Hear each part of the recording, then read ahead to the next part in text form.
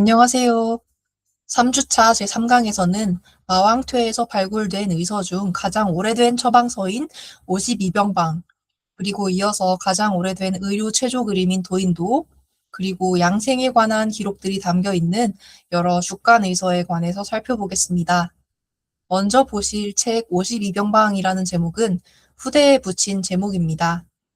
이 책은 52개의 질병으로 제목이 나뉘어져 있고 그 아래에 103가지의 병명 그리고 약 300개에 달하는 처방이 수록되어 있었습니다. 그래서 52병방이라고 이름을 붙이게 되었고요. 어떤 질병의 경우에는 대응하는 처방이 한두 가지 정도 나열이 되어 있고 많을 경우에는 20여 가지가 나열되어 있습니다. 현존하는 의방은 총 283개인데 원래 300개가량이 있었을 것으로 추정됩니다. 일부분이 결손되었기 때문에 정확한 숫자는 알 수가 없습니다. 현재까지 만여 개의 글자가 남아 있고요. 이 책을 통해서 서한시대 이전의 실제 임상 치료 수준이 어떠했는지를 가늠해 볼 수 있기 때문에 의미가 있습니다. 52병방의 치료 범위는 내과, 외과, 부인과, 소아과, 이비인후과 등 매우 포괄적입니다. 내과의 경우에는 전질이라고 해서 정신 이상이 주요 증상으로 나타나는 질환, 그리고 융이라고 해서 소변 분리, 그리고 해라고 해서 학질과 같은 질환들이 포괄적으로 나열이 되어 있고, 외과 같은 경우에는 외상, 그러니까 상처라든지 옹저, 종기에 해당이 되고요. 치창은 치질에 해당이 됩니다. 이런 질환들이 있는데 전체 책에서 외과병 비중이 가장 크고요. 특히 치질 치료가 정교하게 묘사되어 있습니다. 그리고 그 외에도 뱀에 물린 상처, 벌레에 물린 상처, 그리고 소아경풍이라고 해서 소아경련에 해당되는 그런 질병에 대한 치료를 다루고 있습니다. 52병방에 기록되어 전해지는 약물 수는 총 247종이고요. 이 중 약 절반 정도는 보다 후대의 본초서인 신동본초경에는 수록되어 있지 않은 고대의 옛날 약물에 해당이 됩니다. 그리고 식물성, 동물성, 광물성 약재가 골고루 수록되어 있고 군신좌사라는 개념은 나중에 신농본초경에서 등장하는 개념인데 그런 것과 비슷한 배합 이론의 초기 형태, 그러니까 두 가지 이상의 약물을 혼합한다든지 이런 처방이 등장합니다. 그래서 후대의 신농본초경에 제시되어 있는 논리인 군신좌사의 초기 형태에 해당하는 그런 약물 배합이 나타난다고 볼 수 있습니다. 그리고 같은 병명이더라도 세부 특성에 따라서 용량의 분량을 증감해야 되고 한 가지만을 고집해서는 안 되고 어떤 약물은 용량을 배가해야 한다든지 하는 내용이 있는데 이렇게 용량을 융통성 있게 하는 것은 변증을 통해서 확정하는 부분에 해당이 됩니다. 그리고 52병방에는 내복 탕약, 그러니까 먹는 약 외에도 다양한 방법이 제시되어 있는데요. 그러니까 여기 등장하고 있는 다양한 제형 중에는 요즘 한의원이나 한방병원에서도 한방 파스를 붙이거나 삼복첩 같은 걸 하기도 하죠. 그런 것과 유사한 부처법도 제시되어 있고요. 이거는 제가 예전에 한의대생이었을 때 의료봉사를 가면 한방 파스가 인기가 많아서 그걸 매년 받으러 오시는 분도 계셨던 기억이 납니다. 네, 그런 파스라든지 삼복첩 이런 것들이 부처법, 붙이는 방법에 해당이 되고요. 그리고 또 약욕법이라고 해서 약물을 달인 물에 목욕을 하는 방법도 제시가 되어 있고, 그리고 연훈이라고 해서 연기를 쬐는 훈증법도 제시가 되어 있습니다. 그리고 그 외에도 첨석을 활용하는 편법이라든지 뜸 치료에 해당하는 구법 같은 것들로 제시되어 있고요. 그리고 앞서서 52병방의 외과 질환 중 치질도 있었는데 치질 제거 수술과 같은 정교한 외과적 처치 기록도 남아 있습니다.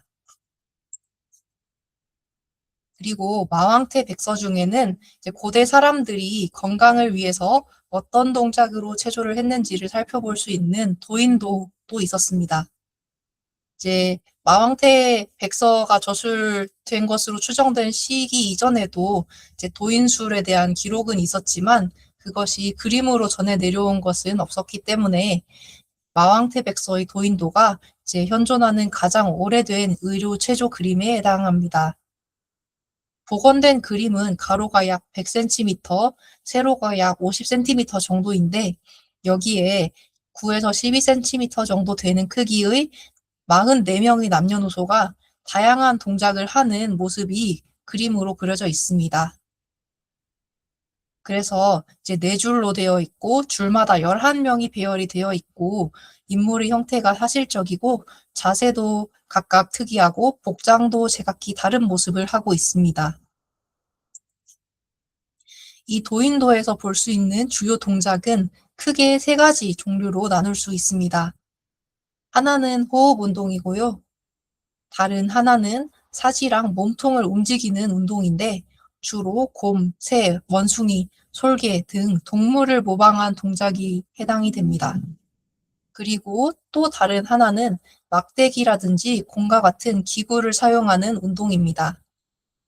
이러한 동작을 하는 목적은 질병을 치료하기 위함이기도 하지만 그보다도 전신의 기혈이 잘 흐르도록 해서 질병을 예방하기 위한 목적이 컸습니다. 그래서 각 그림 옆에 이제 인롱이라든지 인비병, 인슬통 등 도인이 어떤 질병에 대해서 예방을 할 수 있는지를 나타내는 구체적인 병명이 기재되어 있습니다. 마왕태에는 또 다양한 주간 의서들이 출토되었는데요. 주간이라고 하는 것은 쉽게 말해서 대나무 조각들을 이어붙여 만든 책이라고 보시면 됩니다. 주요 주간 의서인 신문, 천하지도담, 합음양, 잡금방 등의 책에 기록되어 있는 양생 원칙은 이제 다음 시간에 배우게 되실 황제내경이라든지 아니면 여시춘추 이런 책에서 논하는 방식과 대부분 일치합니다. 첫 번째 양생 원칙으로는 천지, 사시, 음양 변화의 규율을 따르는 원칙이 제시되어 있습니다. 하늘과 땅, 그러니까 지구의 자전과 공전에 의해 생기는 변화인 사계절에 해당하는 사시, 그리고 낮과 밤에 해당하는 음양의 변화에 순응해서 생체 리듬을 잘 지키고 생명을 잘 보살피는 것을 강조하고 있는 내용이라고 보시면 되시고요.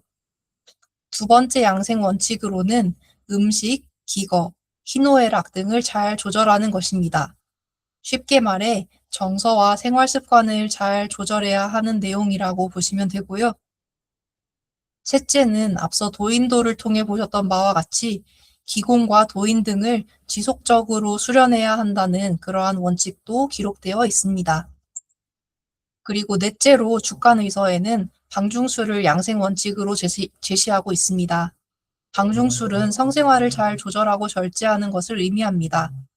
칠순팔익이라고 해서 건강에 해로운 습관과 이로운 방법이 기록되어 있습니다. 이제 황제내경에서 칠손팔익이라는 것이 명확한 해석이 어려웠었는데 이제 그게 어떤 의미였는지에 대한 단서가 나중에 주간의서를 통해 밝혀졌다라고 보시면 됩니다. 마왕태 의서의 의의를 종합적으로 살펴보면 전국 시대에서 진안 초기 의학의 실상을 살펴볼 수 있는 기록물이 해당이 되고요. 경락 이론, 임상 처방, 수술, 체조, 성의학 등 의학의 전 분야가 망라되어 있음을 보실 수 있었습니다.